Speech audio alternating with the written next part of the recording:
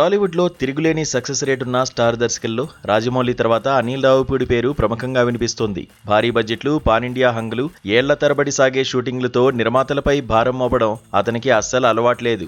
కేవలం పెద్ద హీరోల కోసమే ఎదురు చూడకుండా అందుబాటులో ఉన్న కథానాయకులతో తన పరిధిలో అద్భుతమైన ఫ్యామిలీ ఎంటర్టైనర్లను రూపొందించడం అతని శైలి. పెట్టిన పెట్టుబడికి కొన్ని రెట్ల లాభాలను తెచ్చిపెడుతూ మినిమం గ్యారంటీ దర్శకుడిగా పరిశ్రమలో నమ్మకమైన బ్రాండ్ను సంపాదించుకున్నాడు. గత సంక్రాంతి సీజన్లో సంక్రాంతికి వస్తున్నాం చిత్రంతో ఘన విజయం సాధించగా, ఈ ఏడాది మనశంకర వరప్రసాద్ గారితో మరో సూపర్ హిట్ అందుకుని కలెక్షన్ల వర్షం కురిపించాడు. వరుసగా మూడో ఏడాది కూడా సంక్రాంతి బరిలోనే నిలవాలనే గట్టి పట్టుదలతో విక్టరీ వెంకటేష్, నందమూరి కళ్యాణరాముల కలయికలో ఒక క్రేజీ మల్టీస్టారర్ ప్రాజెక్టును కూడా ప్రకటించాడు.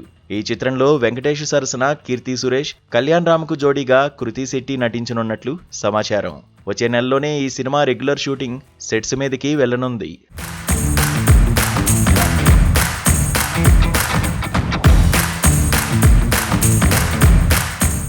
ఒక సంక్రాంతికి సినిమాను విడుదల చేసి వెంటనే తర్వాతి సంక్రాంతికే మరో కొత్త చిత్రాన్ని సిద్ధం చేయడం అనేది ఏ దర్శకుడికైనా ఒత్తిడితో కూడుకున్న వ్యవహారం. ఇంతటి డెడ్లైన్ల మధ్య మూవీ స్క్రిప్ట్ను పూర్తి చేసినప్పటికీ అనిల్ ఎంతో తాపీగా టీవీ షోల్లో సందడి చేస్తుండడం అందరినీ ఆశ్చర్యానికి గురి చేస్తోంది. సాధారణంగా స్టార్ దర్శకులు బుల్లితెర కార్యక్రమాలను అంతగా ఇష్టపడరు. కనీసం తమ సినిమాల ప్రమోషన్ల కోసం కూడా రావడానికి సంకోచిస్తారు. కానీ అనిల్ మాత్రం ఏకంగా టీవీ షోకు 2 నెలల పాటు జడ్జిగా వ్యవహరించి అందరి దృష్టిని ఆకర్షించాడు. ఈ స్థాయిలో డిమాండ్ ఉన్న సమయంలో ఒక రియాలిటీ షోకు జడ్జిగా వ్యవహరించడం సామాన్యమైన విషయం కాదు. ఈ షో ముగిసిన వెంటనే మరో ప్రముఖ టీవీ కార్యక్రమానికి కూడా ఆయన గెస్ట్గా హాజరయ్యాడు.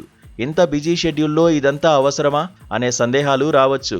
కానీ తన ప్రధాన బలమైన కుటుంబ ప్రేక్షకులకు మరింత చేరువ కావడానికి, వారి అభిరుచులను క్షుణ్ణంగా అర్థం చేసుకుని తన సినిమాలకు అవసరమైన వినోదాన్ని రాబట్టుకోవడానికే అనిల్ ఈ వేదికలను చక్కగా ఉపయోగించుకుంటున్నాడని సినీ విశ్లేషకులు భావిస్తున్నారు.